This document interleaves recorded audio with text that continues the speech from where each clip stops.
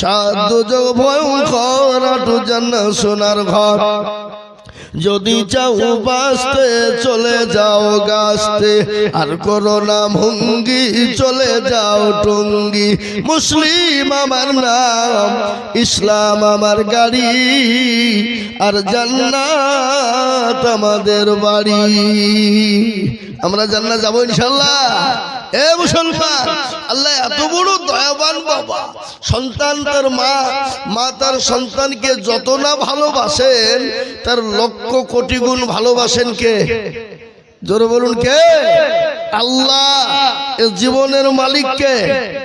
যৌবনের মালিক কে? এ বাবা, এ আপনার এই বডি, এ জান, এ মালের মালিক কে? আল্লাহ। আল্লাহ ইউসাব্বিহু লিল্লাহি মা ফিস সামাওয়াতি ওয়া মা ফিল আরদ। যিনি আসমান এবং জমিনের মালিক। এ বাবা, গোটা পৃথিবীর মালিক কে? জোরে বলুন। যে আল্লাহ গোটা পৃথিবীকে তৈরি করতে পারে, সে আল্লাহ গোটা পৃথিবীটাকে শেষ করে দিতে পারে না? পারে না? জোরে বলুন। পারে।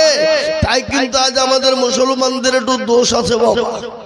আজকে বলেন তো, অনেক লোক বাজারে এখানে সেখানে ঘুরে বেড়াচ্ছে, এই সেনে সেই সেনে বসে আছে বাবা। কিন্তু একটা কথা বলি, আজকে মুসলমানদের দুর্দিন না সুদিন? কথা বলেন। আজকে মুসলমানদের বড় দুর্দিন বাবা। কিরকম দুর্দিন?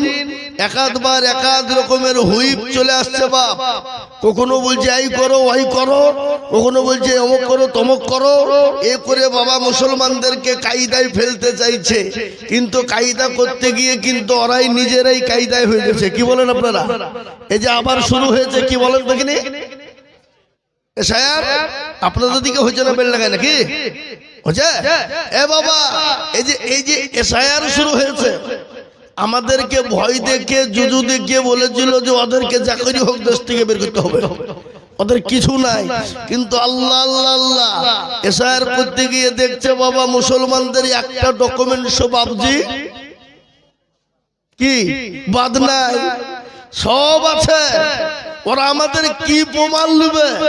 আর এত কাগজের ডকুমেন্ট, এর থেকে আমাদের 10 পিঢ়ির লোকের যদি ডকুমেন্টস নিব বলে, তাও আমরা দিতে পারবো না? পারবো না? কথা বলেন, পারবো না? পারবো না? কি ডকুমেন্টস নেবে? আপনার দাদা, তার দাদা, তার দাদা, তার দাদা, তার দাদা, পোত দাদা, যারা কবরে চলে গেছে বাবা, ওদের হাড়গুলো আছে না নাই? মাংস পচে গেছে, কিন্তু হাড় আছে কিনা? হাড়কে তুলে নিয়ে এসে যদি মেশিনে ভরিয়ে দিই, রিসার্চ করো তো দেখে কোথাকার জন্ম বলে দিবে? বলে দেবে না? দেবে না? জোরে বলুন। কিন্তু বাবুজি ওদেরকে যদি বলে দেখা, কি ওদের তো নাই, ও পুড়িয়ে ছাই করে দাঁত মাঞ্জন করে নিয়েছে বাবা। কি বলছেন আপনারা বলুন? আর আমাদের ডকুমেন্টস শেষ আছে, আর আমাদেরকে ভয় দেখিয়ে লাভ হবে না। পার্শ্ববর্তী রাজ্য বিহার এসআইআর হয়ে গেল, 64 লক্ষ মানুষ কে বাদ দেওয়া হলো। তার মধ্যে 54 লক্ষ হিন্দু ভাইয়েরা বাদ পড়েছে, আর 10 লক্ষ এদেশি বিদেশি সেদেশি ওদেশি স্বদেশি।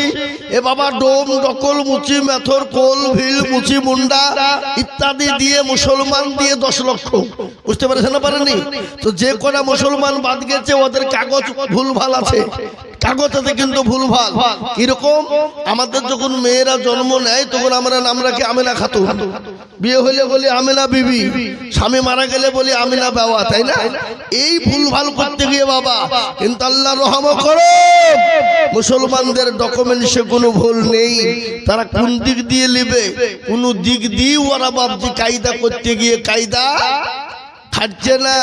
ওদের একটা এখন চক্রান্ত কি জানেন? উজনেতুল উপকারে মাদ্রাসা মসজিদ কোরআন মুসলমানদেরকে শেষ করতে হবে, কিন্তু কোরআনের মালিক কে? একটু জোরে বলুন কে? ইসলামের মালিক কে? আর মুসলমানদের মালিক কে? মুসলমানদের আর আর আর দিবে দলিল? আল্লাহু আকবার। পৃথিবীর সর্বশ্রেষ্ঠ মানুষ, সর্বপ্রথম মানব, যিনি হলেন আদম নবী আলাইহিস সালাম, তিনি কোথায় এসেছিলেন? জোরে বলুন। ভারতের মাটি থেকে না? আর আমরাই তো তার সন্তান। ওয়ালাকাদ কাররামনা বানি আদম, আমরা সেই আদম নবী আলাইহিস সালামের সন্তান। ওরা কি ডকুমেন্টস নেবে? আর ওরা ভিনগা থেকে এসে এখানে যে বলছে আমরা স্বদেশী আর মুসলমানরা বিদেশি। আদবানির বাড়ি কোথায় জোরে বলুন? আদবানির বাড়ি হলো পাকিস্তান। ইন্ডিয়াতে এসে হয়ে গেল স্বদেশী। ইন্দিরা সোনিয়া গান্ধীর বাড়ি হলো বাবা ইটালি।